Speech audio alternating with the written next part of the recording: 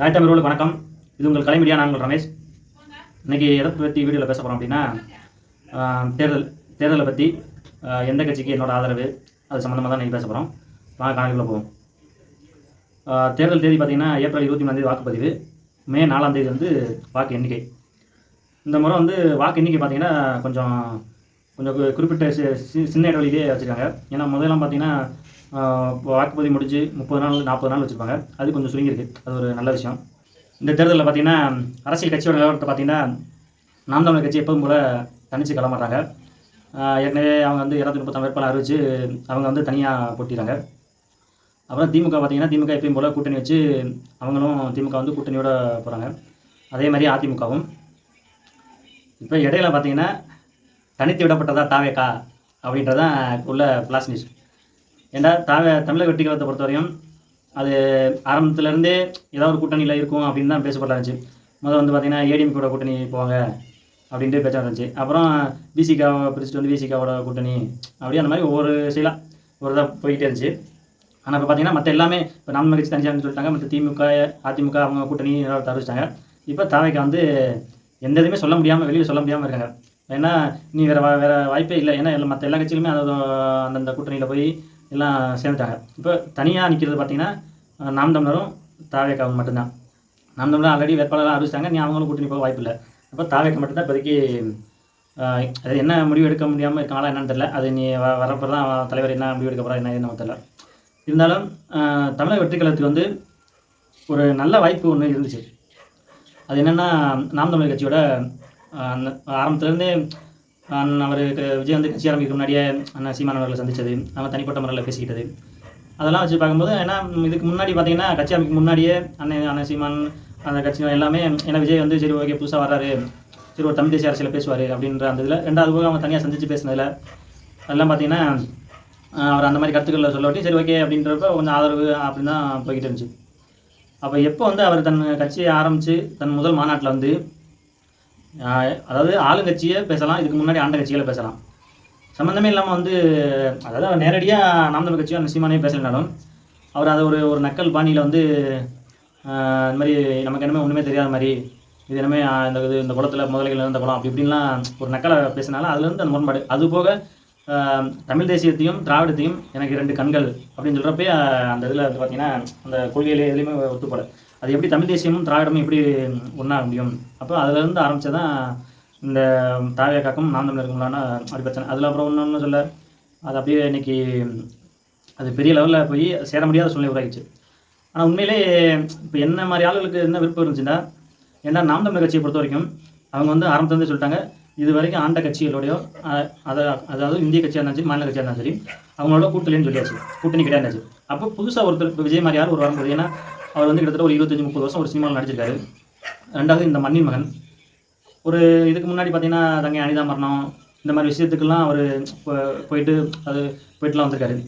அப்போ அதோட நம்ம கம்பேர் பண்ணி பார்க்கும்போது சரி ஓகே அவர் புதுசாக வர்றாரு, அப்போ அவரும் நாம் தமிழரும் சேர்ந்துச்சு அப்படின்னா இந்த தமிழ்நாட்டு அரசியலில் ஒரு மிகப்பெரிய மாற்றத்தை உருவாக்க முடியும். ஏன்னா இன்றைக்கி நாம் தமிழர் கட்சி வந்து பார்த்திங்கன்னா கொள்கை பேசி ஒரு 16 ஆண்டு காலம் போராடி இன்றைக்கி ஒரு 8.2% வாக்கு வச்சிருக்கு.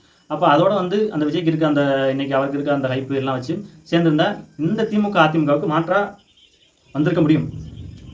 அதை வந்து கெடுத்துக்கிட்டதுன்னு பார்த்தீங்கன்னா விஜய் தான். ஏன்னா நம்மளாம் ஆசைப்பட்டோம் ஒரு ஏன்னா இப்போ சீமானும் நாம் தமிழர் கட்சியும் பார்த்தீங்கன்னா ஒரு 16 ஆண்டு காலம் போராடி இருக்குது. அப்போ அதுக்கிட்ட வந்து நீங்கள் ஒரு சிலதுகளை சமரசம் பண்ணி போகிறது ஒன்றும் தப்பு கிடையாது. நீங்கள் உண்மையிலே இந்த மண்ணை நேசித்து நீங்கள் அந்த மக்களுக்கு நல்லது செய்யணும்னு நீங்கள் நினச்சிருந்தீங்கன்னா நீங்கள் வந்து சீமான்ட்டே நீங்கள் அதை சம்மந்தம் பேசி அதில் ஒரு சின்ன சமரசம் நீங்கள் பண்ணியிருந்தீங்கன்னா இன்றைக்கி நாம் தமிழரும் தாவேக்காவும் ஒரு கூட்டணி அமைச்சிருந்துச்சுன்னா உண்மையிலே அது ஒரு நல்ல வாய்ப்பாக இருந்திருக்கும்.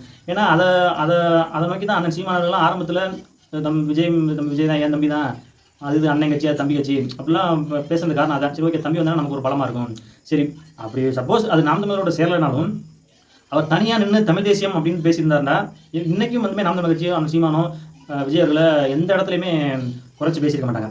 அவர் திராவிடத்தை மறுபடியும் உள்ளே கொண்டு வர அந்த அவர் மேலே அந்த நன்மைக்கு வந்து உடைய காரணம். அப்போ இப்படி ஒரு நல்ல விஷயத்த நடக்கிறத எடுத்துக்கிட்டது வந்து விஜய் தான். அந்த ஒரு சின்ன வருத்தம் வந்து இருக்கும். நீங்கள் கொஞ்சம் யோசிச்சு பாருங்கள்.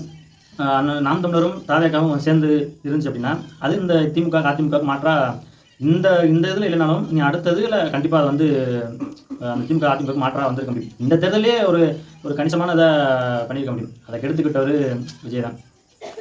ஏன்னா அண்ணன் சீமான் வந்து ஒரு 16 வருஷமாக போராடி இந்த இடத்துக்கு வந்திருக்காரு. ஏன்னா இதில் உள்ள நல்லது கெட்டது எல்லாமே அவருக்கு தெரியும்.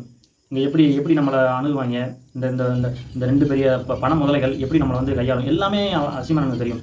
அப்போ அவர் அதை தனியாக சந்திச்சும் போது அதை அவங்ககிட்ட வந்து பகிர்ந்துருக்காரு. தம்பி இது வந்து அவ்வளோ எளிதான விஷயம் இல்லை அப்படின்றப்ப அதை நீங்கள் வந்து நக்கல் பண்ணி மேடையில் பேசுகிறீங்க.